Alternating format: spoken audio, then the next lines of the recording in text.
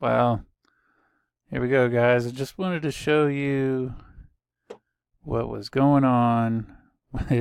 Here we have another wonderful, wonderful Pax Forex um, money stealing people. Now, if you'll remember the other day, I said something about them losing money on a trade that my stop loss was below. Basically, my stop loss was in profit, so I wouldn't lose money. And here they are.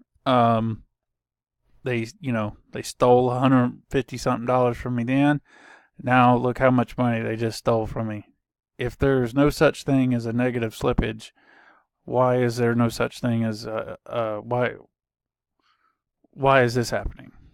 Why did I lose money on that trade, but yet I don't gain no money on this trade? Because of positive slippage. They did that shit on purpose.